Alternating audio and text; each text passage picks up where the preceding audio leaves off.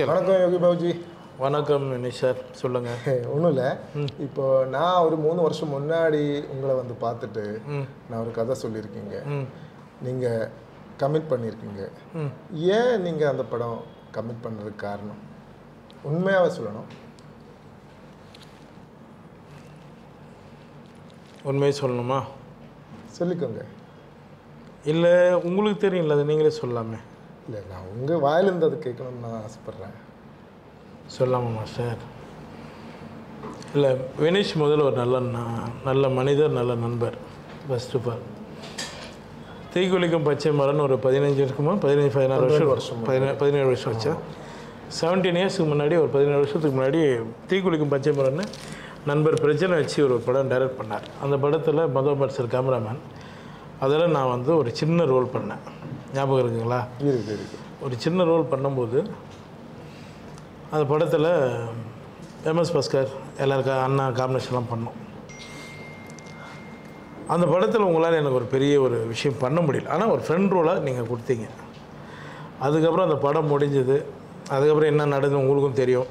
நீங்கள் போராடி தான் அந்த படத்தை ஸ்டார்ட் பண்ணி வெளியே கொண்டு வந்தீங்க. சரியான தேட்டருக்கு அமையலை அப்படின்னு சொல்லி அந்த டைமில் உங்களுக்கு அது ஒரு சின்ன ஒரு படம், நல்ல படம். இன்றைக்கி நடக்கிற ஒரு மார்க்கெட்டிங் கொஞ்சம் இதுவானால அதுக்கப்புறம் உங்களை நான் ரொம்ப வருஷம் ஆச்சு பார்த்து. அதுக்கப்புறம் நீங்கள் போயிட்டீங்க கேரளாவுக்கு போயிட்டு, அப்புறம் இன்னொரு படம் பண்ணீங்கன்னு கேள்விப்பட்டேன். 8 வருஷத்துக்கு அப்புறம் உங்களை கூப்பிட்ட போது அப்போவுமே உங்களுக்கு ஞாபகம் வந்து என் குரல் பார்த்த போதே, காதில் வாங்கும் போதே உங்களுக்கு ஞாபகம் வந்துருச்சு. ஆமாம், நான் 8-9 வருஷத்துக்கு அப்புறம் எனக்கு முதல் முறையாக நான் வந்து டி நகர் போயிட்டுருக்கேன். இப்போ மழை. அப்போது எனக்கு வினீஷ் சார், டைரக்டர் சார் வந்து எனக்கு ஃபோன் பண்ணுறாரு. அவர் வாய்ஸ் எனக்கு கேட்ச் பண்ணி, சொல்லுங்கள் வினீஷ் சார்னு ரொம்ப ஆச்சரியப்பட்டார். இல்லை, உங்களை நான் மீட் பண்ணோம் அப்படின்னு சொன்னார். சரி, ஓகே வாங்க மீட் பண்ணலாம், என்ன மேட்ரு அப்படின்னு சொல்லி நம்ம ஏவிஎம்மில் மீட் பண்ணோம். ஏவிஎம்மில் மீட் பண்ணும்போது உங்களோட பிரச்சனைகள் கொஞ்சம் இருந்தது, அதை விட்டுருவோம். அந்த கொரோனா டைம்லாம் ரொம்ப நீங்கள் லாஸ் ஆகிருக்கீங்க. ஒரு படம் பண்ணணும்னு சொன்னார். நீங்கள் வந்தீங்களா சார்? நீங்கள் வந்தீங்க கூட. ஒரு படம் பண்ணணுன்னாரு. அதுக்கு விநாயகர் தான் சாட்சி. ஏவிஎம் விநாயகர் தான். அது முன்னாடி தான் நின்று பேசணும். மழை வந்தது. சரி, பரவாயில்ல, நான் கண்டிப்பாக பண்ணுறேன், கதை கூட கேட்காம. நீங்கள் ஒரு பவுண்டரி எடுத்துகிட்டு வந்தீங்க. ஆமாம், உங்களோட பிரச்சனை தான் எனக்கு முதல்ல தெரிஞ்சு. 10 நிமிஷம் மட்டும்தான் பேசியிருக்கோங்க. அவ்வளோதான் நம்ம பேசணும். ஆமாம், நீங்கள் படம் பண்ணுங்கள். ஏன்னா என்னை வச்சு, என்னை அன்றைக்கி ஒரு சின்ன ரோலுக்கு யோசிச்சு ஒரு டைரக்டர் நீங்கள் இந்த நிலைமையில் இருக்கக்கூடாதுன்னு சொல்லி நான் இந்த படத்தை நான் பண்ண சொன்னேன். கரெக்டுங்களா? சரி, ஓகே. இப்போ வந்துட்டு படம் முடிச்சாச்சு. நம்ம இப்போ அடுத்த 16ஆம் தேதி நம்ம வெளியிட போகிறோம். இப்போ உங்களுக்கு என்ன தோணுது? படம் முடித்த பிறகு இந்த படத்தோட கேரக்டரை பற்றி, இந்த படத்தோட ஸ்கிரிப்டை பற்றி, கதையை பற்றி இப்போ உங்களுக்கு என்ன தோணுது? எனக்கு நீங்கள் ஓப்பனாக சொல்லணும் போனால், நான் கதையை உங்ககிட்ட கேட்கல. கரெக்டாக அப்போ கேட்டதே கிடையாது. கதையை நான் கேட்கல. ஏன்னா உங்களுக்கு தெரியும், இவருக்காக நான் இந்த படத்தை நான் பண்ணேன். அது கதையோட இது வலுவு எனக்கு தெரியாது. பட் ஆனால் நான் படம் பார்த்துட்டேன். இவர் தப்பிச்சாருன்னா போதும். அதுதான் எனக்கு. டைரக்டரும் ப்ரொடியூசரும் 2 பேரும் சேஃப் ஆகிட்டாங்கன்னா எனக்கு அது போகணுன்னு நான் ஆசைப்பட்டேன். இந்த படத்தில் அது இருக்குது. கண்டிப்பாக அந்த படம் உங்களுக்கு சக்ஸஸ் கொடுத்துருன்னு எனக்கு நான் பார்த்ததுக்கப்புறம் நான் நம்பிக்கை வந்துடுச்சு. சரி, ரொம்ப நன்றி. அதே மாதிரி நீங்கள் இந்த படத்தில் உங்களுக்கு ரொம்ப பிடிச்ச, கொஞ்சம் உங்களுக்கு ரிலேட் ஆய, மென்டலி ரிலேட் ஆய, சென்டிமெண்டலி இன்வால்வ் ஆய சீன் என்னன்னு கேட்டிங்கன்னா அதை பற்றி ஏதாச்சும் சொல்ல முடியும்? அது அந்த பொண்ணோட, ஒரு சின்ன பொண்ணோட கேரக்டர் ஒன்று நம்ம. சரி, சஸ்பென்ஸ் இல்லைங்களா அது? அந்த இடம் எனக்கு ரொம்ப, ஏன்னா இன்றைக்கி இருக்கிற காலகட்டத்துக்கு எந்த காலகட்டத்திலையுமே அது நடந்துகிட்ருக்கு.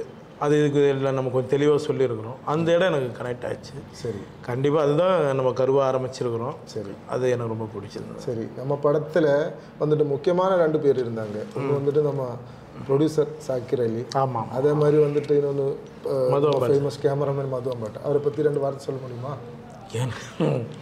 எனக்கு முதல்ல ப்ரொடியூசரை பற்றி சொல்லிடுறோம். ப்ரொடியூசர் மாதிரி நம்மகிட்ட பழகலை. திடீர்னு சீவலஸ் போட்டு வந்து நிற்கிறார். என்ன சார் ஜிம்மு போய் வரீங்களான்னு கேட்டேன். ஏங்க இந்த படத்தில் நடிக்கிறேங்க, உங்களையும் உள்ளையா அப்படின்னு பார்த்தா குழந்த மாதிரி நடிச்சிருந்தார் மாஸ்டர். அவர் அதில் வந்து இப்படி நிற்கணுமா, அப்படி நிற்கணுமா, நீங்கள் முதல்ல ப்ரொடியூசராக கெத்தானே இல்லையா அப்படின்ற நிலைமையில் இருந்தார். முதல்ல ரொம்ப நல்ல ப்ரொடியூசர். ரொம்ப கடினமாக முயற்சி தான் அவர் பணம் போட்டு இந்த படம் பண்ணியிருக்காங்க. ஏன்னா இந்த படத்தில் ஓப்பனாக சொல்ல போனால் ரொம்ப ஒவ்வொரு முறையும் அவங்க வந்து கஷ்டப்பட்டு தான் இந்த படத்தை முடித்தாங்க. நான் டேட்டு கொடுக்குறேன்னும் போது கூட அவங்களோட சுச்சுவேஷன், அவங்க வரும்போது நான் வேறு ஒருத்தர் இருப்பேன். ஒரு விதமாக இந்த படத்தை நாங்கள் முடித்தோம். இவரை வந்து ப்ரொடியூசர் சார், நீங்கள் இதிலேருந்து நீங்கள் இன்னும் நிறைய படம் பண்ணணும் சார். அதை தாண்டி இன்னொரு விஷயம், நீங்கள் எவ்வளோ வருஷமாக நீங்கள் காமெடி ரோலாக பண்ணிகிட்டு இருக்கு.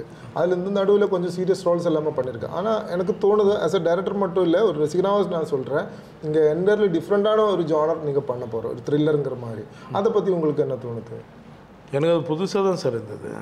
எனக்கு இது வந்து இந்த படம் வந்து எனக்கு புதுசாக தான் இருந்தது. நிறைய பேர் இதோட டீசர்லாம் பார்த்து என்ன கேட்டாங்க, என்ன படம் வந்து தெரில, நீங்கள் எந்த இடத்துலையுமே உங்கள் ஃபேஸ் வந்து ஸ்மைலே இல்லாமல் இருக்குது அப்படின்னு கேட்டாங்க. இல்லை சார், டைரக்டர் அப்படி யூஸ் பண்ணிட்டாங்க. இப்போ மண்டேலாவில் கூட பார்த்தீங்கன்னா மண்டேலா படம் சில படம் பண்ணியிருப்போம், அந்த சீரிஸ் படம் ஏதாவது ஒரு இடத்துல ஸ்மைல் வர அளவுக்கு இருக்கும், இதில் எந்த இடத்துலையுமே இல்லை. அப்போ அது ஒரு உங்கள் கையில் தான் இருக்குது, நீங்கள் தான் அதை மாற்றி விட்டு ஒன்றும் தெரியாத மாதிரி என்ன கேள்வி கேட்டால் நான் எப்படி பதில் சொல்ல முடியும்? ஓகே, இனி இப்போ வந்துட்டு கடைசி கேள்வி ஒன்றும் இல்லை. இப்போ வந்துட்டு நம்ம 16ஆம் தேதி படம் ரிலீஸ் பண்ண போகிறோம். கண்டிப்பாக நம்ம காமெடி நடிகராகவே நடித்தவங்க 3 பேர், நீங்கள், சந்தானம் சார், அதே மாதிரி சூரி சார், நீங்கள் 3 பேரும் கதாநாயகனாக வரப்போகிற ஒரே நாள். தமிழ் சினிமாவோட உலகத்தில் இப்படிப்பட்ட ஒரு ஒரு ஒரு சம்பவம் நடக்காது. இது முதல் முறையாக நடக்க போகிறேன். உங்களுக்கு என்ன தோணும் சார்? என்ன கமெண்ட் என்ன தோணுது? கமெண்ட் சொல்லுங்கள். முதல்ல ஷாக்காக தான் இருக்குது. ஏன்னா 3 பேருமே ரொம்ப கஷ்டப்பட்டு வந்தவங்க தான். எல்லாருமே சினிமாவில் எல்லாம் கஷ்டப்பட்டு தான் வந்திருக்கோம். சந்தானம் அவர் வந்து எனக்கு நல்லா பழகும். நாங்கள் எல்லாம் ஒரே டீம். ராம்பாலா சார்கிட்டேருந்து வந்தவங்க எல்லோரும், லொல்லு சபாலது. சூரிய ஆரம்பத்துலேருந்து நண்பராக எனக்கு ரொம்ப காலமாக அவரும் பழகும். இப்போ அவங்க எல்லாருமே வந்து இப்போ சூரிய ஒரு கேரக்டராக வராரு, ஒரு மாமன் ஒரு படத்தில், சந்தான டிடின்னு ஒரு இதில் வராரு.